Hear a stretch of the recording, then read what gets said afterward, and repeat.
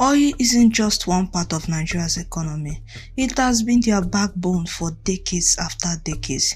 You can add it to finance, foreign exchange earnings, government revenue, and global economic identity. Despite talks of Nigeria shifting to old and new sectors, Nigeria's dependence on oil is still staggering. The reasons are based on economy, politics, structure, and even history itself. So, in this video, I will take my time to discuss with you on why Nigeria still relies on oil even till this day. The first one is oil dominates exports and government revenue. Nigeria earns more than 80% of its exports earning from petroleum products, and oil typically makes up about half of all government revenue.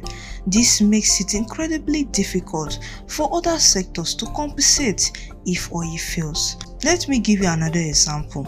In 2023, Nigeria exported about $63.1 billion in goods, and crude oil alone accounted for $45.6 billion of that in total, which is nearly three-quarters of the nation's export earnings. Even though oil contributes a relatively small percentage, like 5% to GDP in terms of value added, its share of exports and government revenue far outweighs any business sectors. Let me say it in the language you understand. Nigeria doesn't just produce oil, it sells oil to the world, and most of the foreign money the nation earns comes from that trade alone. The second one is few jobs but huge money flow. Oil doesn't employ many Nigerians compared to agriculture or other services, but it generates mighty cash that will wow you in dollar or in naira style. The oil money will not be able to buy political power and influence joined together. The oil money can fund federal and state budgets, public sector salary, major infrastructure projects. Funny enough, I have seen extremely few and wow infrastructure projects that will be beneficial in the long run, though it is my opinion. So go out and check for yours. And the last one is foreign reserves for imports. Oil can create a cycle where political elites and policy makers can focus on protecting their own share of the oil money, even if other sectors have more potential to create jobs and make people to become stinkily rich. The third one is structural challenges keeps Nigeria dependent on oil. Nigeria tries to diversify to other money-making machines, but structural problems makes it super hard. Despite decades of producing crude oil, Nigeria still can't refine enough oil for its own needs. In fact, we had to wait for Dangote himself to stand up from his couch and build a refinery for Nigeria.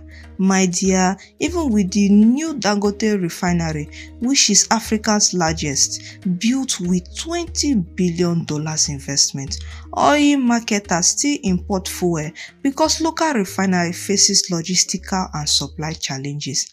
This means that Nigeria often sell crude oil to outsiders and we still buy back their own petrol and diesel. This will lead to losing foreign exchange instead of turning our crude oil into higher value products at home. So even though the oil market is sort of creepy in terms of how we are operating, the government must still rely on oil revenue. The fourth one is weak non-oil revenue systems. Some countries diversify by collecting taxes or growing other industries. Nigeria lags behind in this term alone. Tax revenue as share of GDP is extremely low, which is around 3 to 4%, far below global averages. This means that the government must depend on oil money instead of broad-based taxation. This weak tax base limits public investment in schools, healthcare, roads, power infrastructure, and manufacturing. Without reliable electricity and infrastructure, industries cannot grow, and without industries growing, the government has to lean on oil again, so it is a hard game to play. The fifth one is diversification is real, but it is slow. Nigeria is making progress, but not fast enough to reduce its reliance. Non-oil revenue jumped 40% in 2025 over the prior year, which is according to government figures. This shows or signals solid progress according to government. Yet, even with growing services and agriculture, oil revenue still shapes fiscal planning, foreign reserves, and investment in the country. The sixth one is the oil cost and long-term risk. Economists sometimes talk about the resource cost, where abundant natural resources can actually hinder broader development. You can add Nigeria to this case. High oil prices pump money into government accounts and it will boost spending too. But when the prices fall, growth stalls and public investment money will be squeezed and squeezed. You are already aware that oil doesn't create as many jobs as agriculture, tech and manufacturing, yet millions of youth enter the job market each year. Unemployment remains through the roof like crazy. So, Nigeria's heavy focus on oil can mask fundamental weaknesses in education, industry, and human capital. When you are coming from Warri, you see security has put all over the places.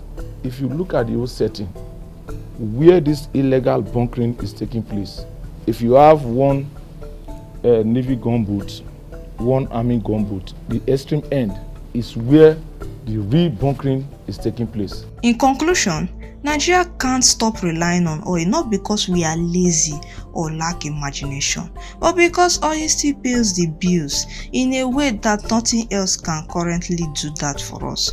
Even when other sectors grow, the economy, government budgeting, and global trade systems are built around that same oil. Through diversification will take decades and not years. Though the diversification has started, it will require deep structural reforms, investment in skills and industry, and better governance, especially in action. The good thing is that the conversation is changing as non-oil revenue grows and local industries develop. Nigeria's future could be far less tied to oil, not just yet though, but we have to hold on and wait small.